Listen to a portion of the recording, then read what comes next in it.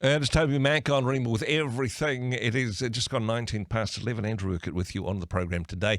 Earlier, we were chatting with an account from the Free Speech Union about some concerns on, advocating for a different type of legislation, specifically targeting hate crime in Aotearoa, New Zealand. Glad to say there's been significant pushback to that. Meanwhile, across the Tasman in Australia, hate speech has been hitting the headlines again. Joining us on the program now, public theologian Dr. Craig Heilmann. Kia ora, good morning. Thanks for your time. Morning, Andrew. And I'm here to confess. I'm here to open up the books and confess that I told a lie on you and I chatting not long back. I told a lie when I said there was a plot to blow up a caravan in Australia full of bombs to hurt the Jewish community, because that's what the government said and that's what the police said. Wow. In fact, it isn't true. It was a hoax.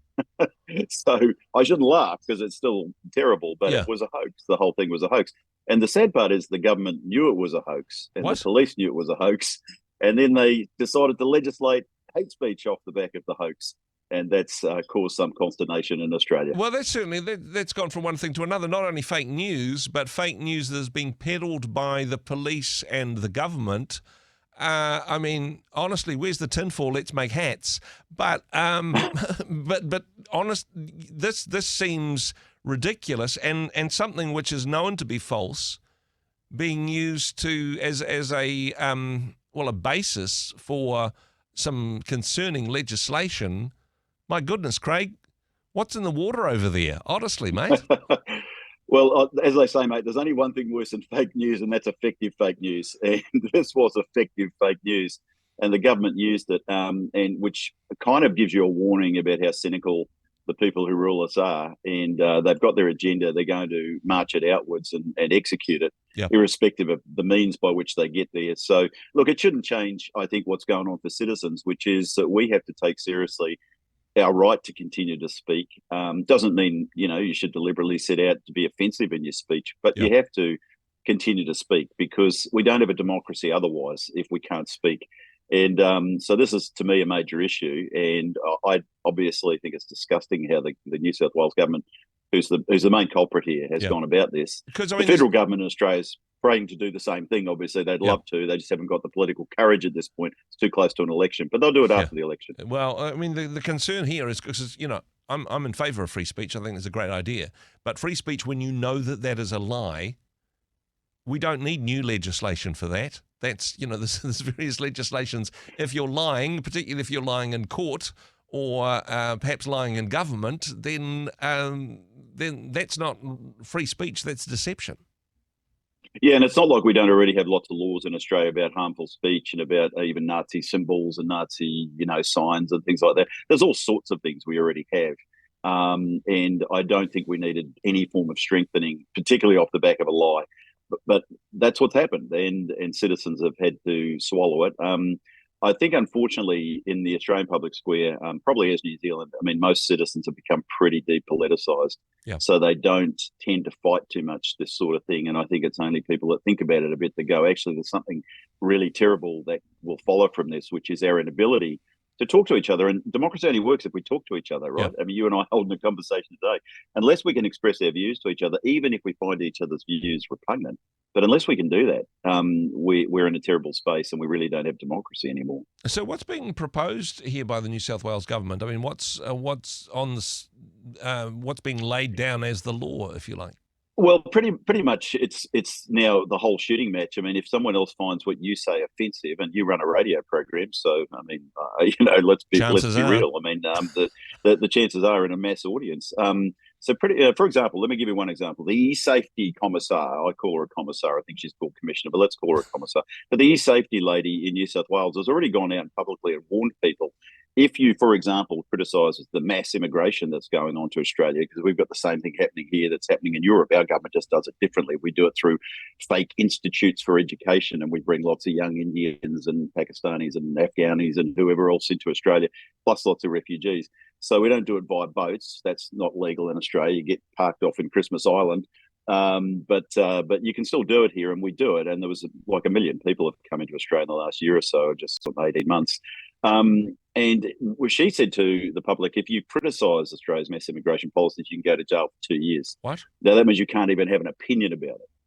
Or, I mean, we can see where this goes because we see where it's gone in places like Germany, where if you write an ex-post, Twitter post, condemning a politician or something, you can be parked in jail for that. So it's really sweeping as to what hate speech, what's included in that.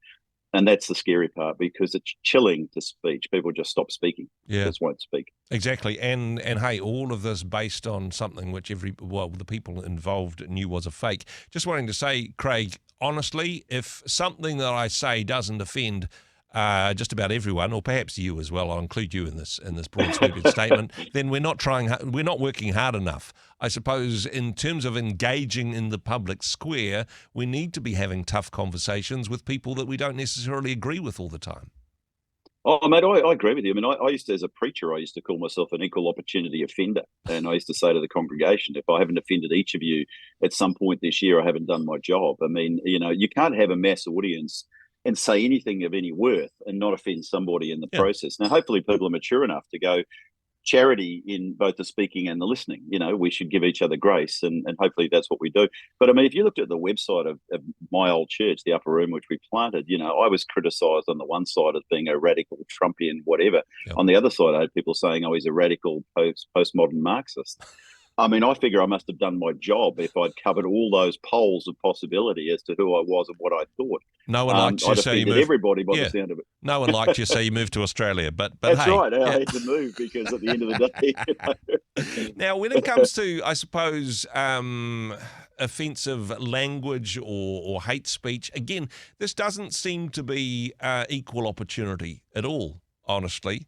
Because if you say, well, I'm not sure about the immigration policy, you can go to jail for 2 years. However, in the build-up towards the Easter season, purposefully mocking Christian faith, which is still currently, I understand, the dominant faith within Australian culture, you can just nudge and a wink and you can get away with it, it seems.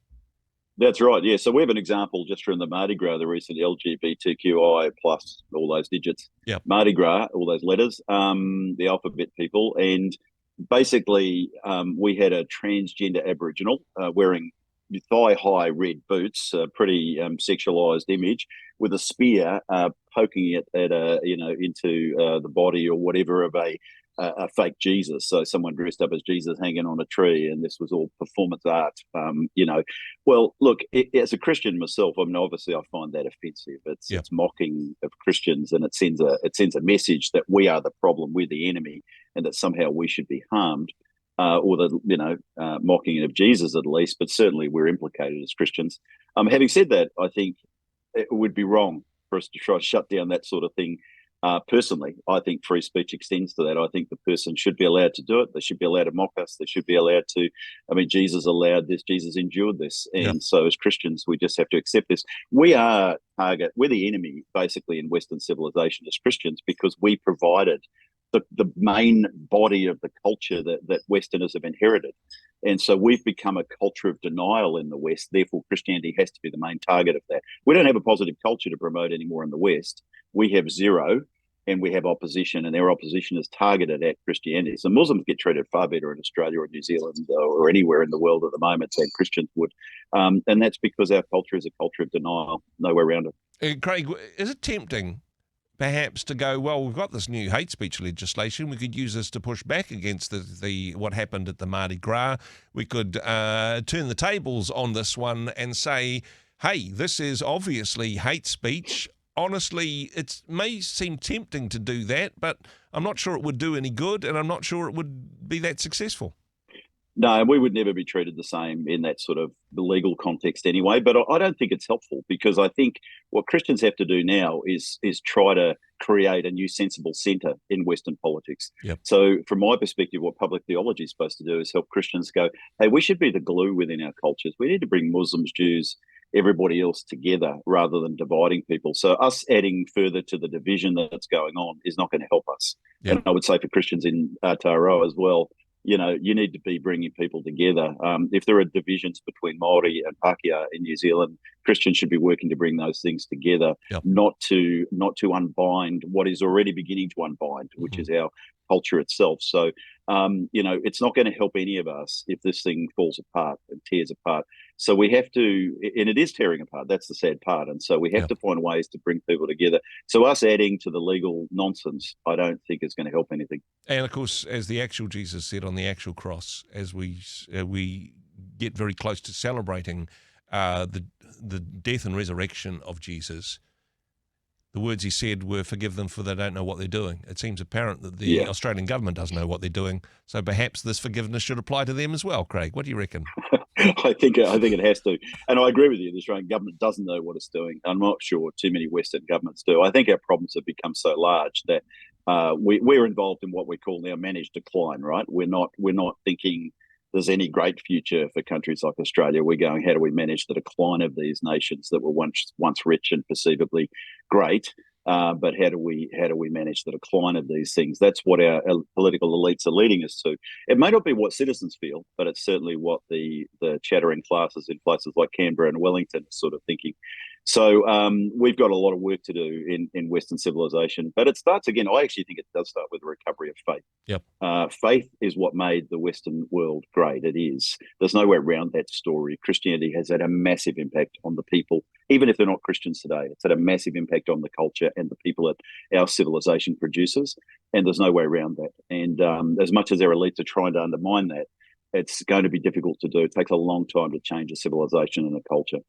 Bring back the good old Aussie battler. You're a great example of that, Craig. Certainly appreciate what you do. Happy St. Patrick's Day, by the way. Mate. Thank you very much for joining us today. God bless, brother. Take care. Hey, thanks very much for joining us in the Rhema studio. Thanks very much for watching the interview. It's kind of nice to have an audience, actually. And if you did like what you watched, then do give us a like, do give us the thumbs up. And if you'd like to see more interviews like that one, or perhaps even better, subscribe and those interviews will come straight to you. Don't forget to turn on your notifications, and we'll see you in the next one. Cheers.